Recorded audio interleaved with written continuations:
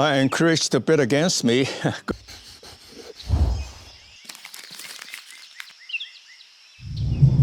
Hi, I'm miltonchang of Bonsaiheirloom. It's a beautiful, nice, sunny, warm but not hot day. I'll go over some of the Q&A right away, but before I do that, I would ask you to click like if you like my video. Given that the video had been proven to be quite useful to bonsai hobbyists, please tell a friend. Also, subscribe to our channel and send us your email address or your mailing address so that we can send you notices. The first question is that, I bought many trees. After I have them, they kind of like went down the hill. Any advice on aftercare because the color of the tips and getting brittle and die slowly? Well, I actually don't really know the extent of the problem. Given it's late in the summer, the leaves are burned, could be due to the summer heat. So maybe the trees are okay, maybe not. For sure, you want to buy trees that are healthy to start with. Make sure it's growing vigorously. And one other problem is that a lot of times nursery stocks are grown under shade house. When you take it out in the full sun,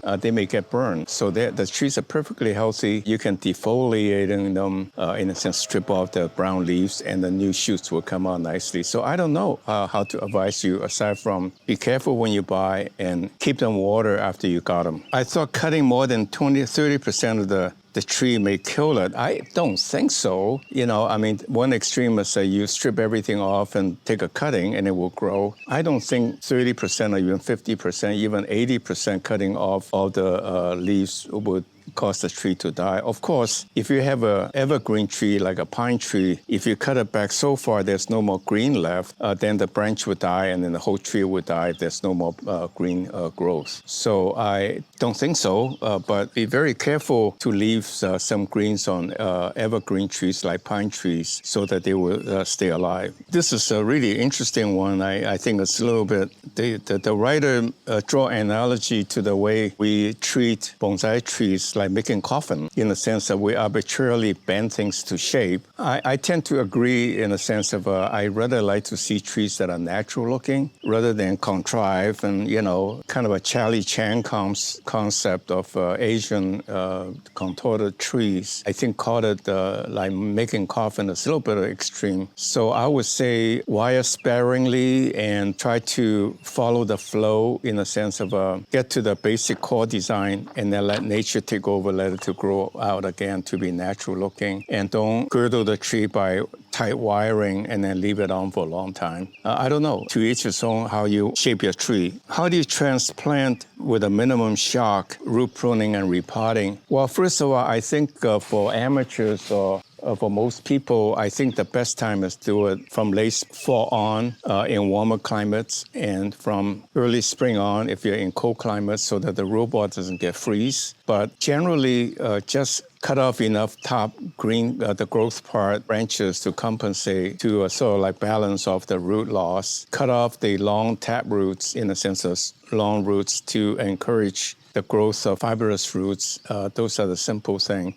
Use my root pruning method, and some people, in the nursery trade call it root pruning by planting in a mesh or in a grid, so that when the roots go through it, it gets cut, or so-called air pruning by growing the trees in a open mesh pot. I recommend using a mosquito mesh, fiberglass mosquito mesh, because that's fairly tiny for the roots to go through. And as it expands, gets pruned so that the fibrous roots within the pot grows within the pot. I'm interested in the third tree that we have, the third juniper, where I took it out of the pot, not much roots, and it's an inclining tree. So I prop it up with a stick, bamboo stick. So the person asked me, would this tree eventually stand up on its own? The answer is yes. And I should really do what most bonsai people do, but by tying it to the bottom or somehow hold it in place. I generally do not do that because I don't find it necessary. I never turn my bonsai upside down. But in this case, it's reclining. So I had to be a little careful.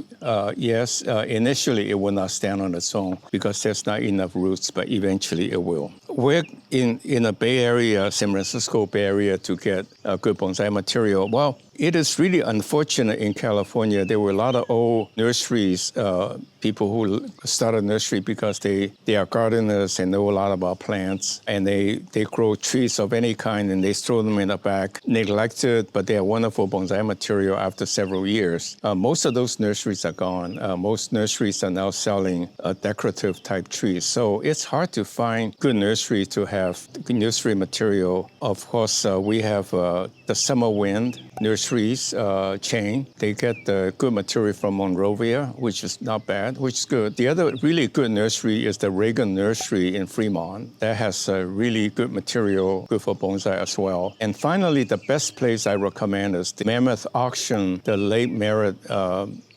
Park Bonsai Museum. That has a very, very good annual auction around October timeframe. You may want to check the website. And usually they have around 100 really nice trees. I always wind up picking maybe a half a dozen good ones that I can work on. And many of these I show on the website, on the YouTube are from that auction. So I encourage to bid against me. Go visit it. I think it's worth your time. This one is a really nice day. Thank goodness I just found your channel. Well, tell a friend because I do have I think I am becoming a reliable source for good bonsai information. Can I keep a tropical fruit tree in large pots, like 100 to 200 gallon pots, by using like some aspect of bonsai techniques? Oh, absolutely. I think that is a good way to grow fruit trees. For example, you can buy semi-dwarf apple trees or something. They're very, very decorative. Or peach tree can have very beautiful blossom. So if you put it in I would say even a 15, 25-gallon pot on your patio, you will get beautiful flowers, fruits, and a bonsai-like decorative pot in a patio. So yeah, by all means, and if you have the luxury of space, 100 to 200-gallon nursery pots, wonderful, go for it. Then you can grow exotic fruits like mango trees and all that and move them in the indoor during the summer, or lychee tree for that matter. So have fun. I thank you very much for watching, and tell a friend who are interested in gardening, for example, or houseplants, tell them to watch Bonsai Heirloom, our video, because that's a very easy extrapolation into bonsai as a hobby. It's a very good hobby. It's really like meditation, good for our mental state. So with that in mind, then thank you very much for watching. Please give me some encouragement by clicking like and subscribe to our channel, and send us your email address so we can notify you of availability. Thank you very much, and see you next week.